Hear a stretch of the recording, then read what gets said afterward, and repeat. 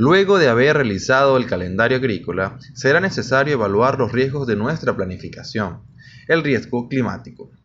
El riesgo climático es la probabilidad de ocurrencia de condiciones climáticas no deseables que pueden afectar el éxito de nuestro calendario.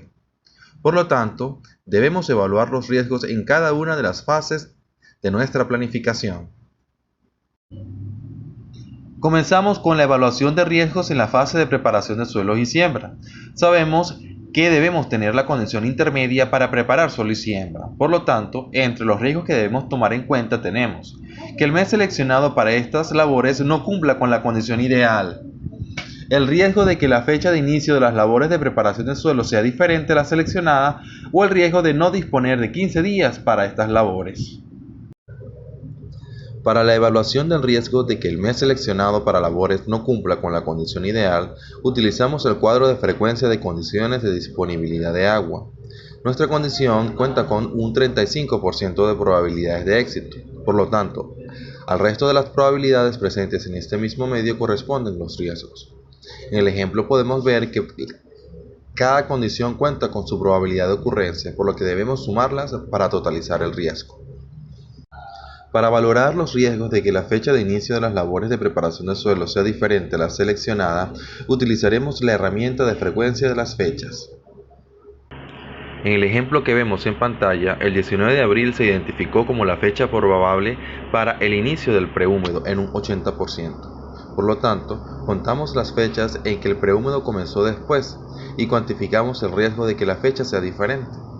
En este caso, el porcentaje de que el prehúmedo comience después es del 20%. A este riesgo hay que sumarle la probabilidad de que el húmedo ya haya comenzado para la fecha seleccionada, por lo que contamos la frecuencia asociada a las fechas en que el húmedo comenzó antes de la fecha seleccionada del prehúmedo. En el ejemplo que vemos en pantalla, la probabilidad de que el húmedo ya haya iniciado el 19 de mayo es del 50%. El riesgo total entonces será de 70%. Para evaluar el riesgo de disponer menos de 15 días para las labores, utilizamos la herramienta de frecuencias de duraciones ordenadas. En esta simplemente contamos la cantidad de años en la que el prehúmedo duró menos de 15 días. En el ejemplo, esta probabilidad es del 25%. Luego, utilizamos la planilla número 7 para vaciar la información de los riesgos. Para la evaluación del riesgo durante el ciclo de cultivo, debemos tomar en cuenta que para nuestro cultivo no haya déficit ni exceso y que la longitud y fecha de inicio del húmedo sean ideales. Para ello entonces debemos evaluar el riesgo de que se presenten riesgos y déficits en el periodo crítico del ciclo.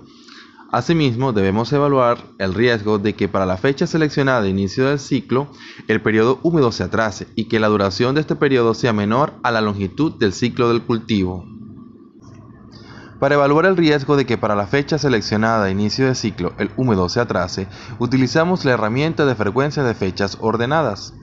En el ejemplo que vemos en pantalla, el inicio de ciclo es el 4 de junio. Entonces, contamos las fechas en que el húmedo inició después del 4 de junio.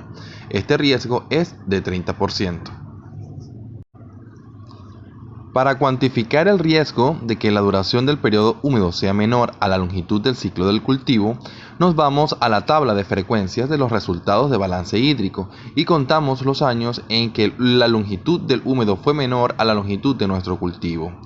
En el ejemplo, el ciclo dura 6 meses, entonces contamos los años en que el ciclo duró menos de esa cantidad. Este sería el 15%. En cuanto a la evaluación de riesgo durante el periodo crítico, cuantificamos dos formas de déficit. El déficit moderado, donde se satisface al menos la mitad de los requerimientos de agua, y el déficit severo, en donde se satisfacen menos de la mitad de los requerimientos de agua. Para ello utilizamos el criterio que vemos en pantalla.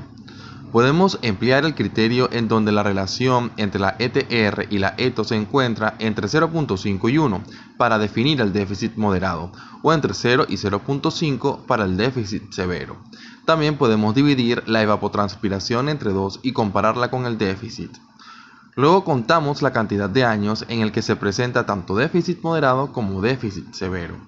En el ejemplo que vemos, el mes de junio registró 2 años con déficit severo, por lo tanto el riesgo es de 10%. En este mismo mes se registraron 8 años con déficit moderado, por lo que el riesgo es de 40%. Para el caso de exceso, contamos simplemente la cantidad de años en el que se presentó exceso. En el ejemplo, este es de 15%. Finalmente, totalizamos el riesgo por déficit o exceso, dando como resultado 65%. Luego de haber estimado los riesgos en el ciclo de cultivo, los transcribimos a la planilla número 7. Para la fase de cosecha debemos tomar en cuenta el riesgo de que el mes seleccionado para cosecha no cumpla con la condición ideal y el riesgo de que para la fecha de cosecha aún no haya empezado el post húmedo. Entonces utilizamos de nuevo el cuadro de frecuencia de condiciones de disponibilidad de agua. Si necesitamos cosechar la parte aérea, identificamos la probabilidad de que la condición ideal no se cumpla para el mes de cosecha. En el ejemplo que vemos, este mes puede contar con una condición demasiado húmeda, equivalente a un 15% de probabilidad. Si necesitamos cosechar la parte subterránea, entonces debemos evaluar también la probabilidad de que se presente una condición demasiado seca. En el ejemplo, al sumar ambas probabilidades, el riesgo total es de 35%. Para evaluar entonces que para la fecha de cosecha aún no haya empezado el post húmedo, nos vamos a la herramienta de frecuencia de las fechas ordenadas y cuantificamos la cantidad de fechas en el que el húmedo inició después de la fecha de cosecha, estimada por método de grados día. En el ejemplo, esta probabilidad es del 20%. Finalizamos la evaluación de los riesgos vaciando la información de los riesgos de cosecha en su apartado correspondiente de la planilla 7. Con esto último concluimos la planificación del calendario agrícola. Para presentar su proyecto integrador deberá tomar en cuenta las siguientes pautas. El estudiante elaborará una presentación en PowerPoint de su proyecto integrador. Para el diseño de esta presentación, utilice como referencia las planillas que se emplearon para elaborar el calendario agrícola. Evite utilizar la misma planilla y ajuste su contenido a la presentación para que sea claro y legible.